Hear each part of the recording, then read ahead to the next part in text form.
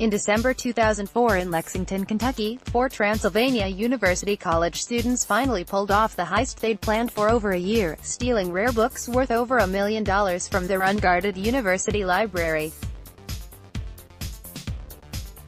Unfortunately, some challenges came up, and even a year didn't prevent them from making mistake after mistake, leading to their capture and landing them each 7 years in prison. A movie about the Transy Book Heist, as the robbery came to be known, is coming out June 1st, but how accurate is American Animals compared to the true crime? It turns out that's the wrong question to ask when it comes to this unusual feature. Writer Bart Layton comes from a documentary background, where showing, not telling, is key to getting the audience to invest in a story. And what better way to show why 4 bored, frustrated college boys were willing to throw away all the privilege that led them to where they were, than by having them tell it themselves? Shot in faux documentary style, with talking head commentary into the camera asides from Spencer Reinhard, Barry Cogan, Warren Lipka, Evan Peters, Eric Borsick, Jared Abramson, and Chaz Allen, Blake Jenner, American Animals features additional commentary, correction, and reflection from the actual guys behind the heist on their cinematic counterparts as events unfold. The Orchard Movies on YouTube. In a short feature on the making of American Animals, Layton explained, "I wanted the real guys in the movie. It makes for a more interesting and less conventional film. True life stories occasionally include their non-actor counterparts, sometimes as cameo, sometimes as coda at the end of a film, to give audiences a reminder of the story's tighter reality. It's rare for a movie to include real-life counterparts to make the story less believable, though. American Splendor and 24-Hour Party People are among the few that include actual musicians and artists crapping about the inaccuracy of their on-screen portrayals. American Animals goes a step further, pointing up inconsistencies in the real robbers' stories, showing conflicts between their memories and the movie's more factual recreation of the real thing.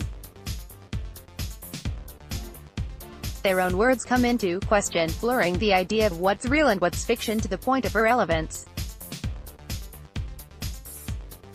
Making matters worse, a lot of their scheme was lifted from heist movies they'd watched to learn how to pull the robbery off.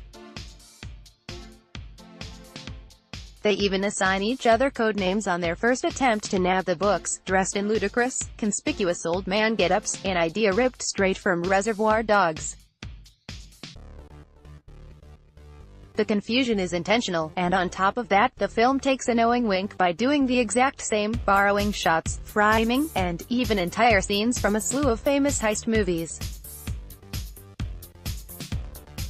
The Orchard movie passive viewers want to grasp at some element of reality. They'll have even more difficulty if they're familiar with Lexington, Kentucky, where Transylvania College is located.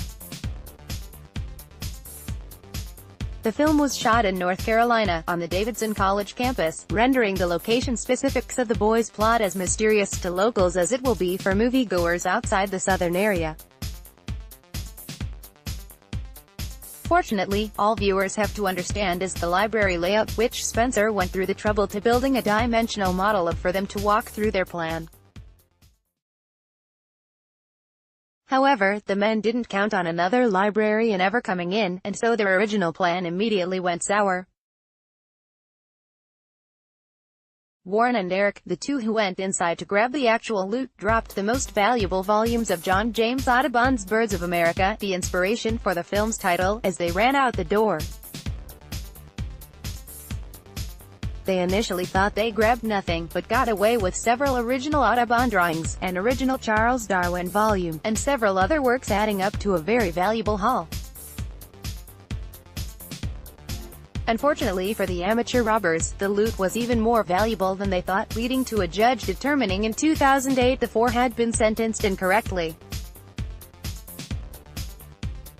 Due to the rare and important nature of the works, they recommended, and were allowed to increase the boys' sentence from 7 years to 9.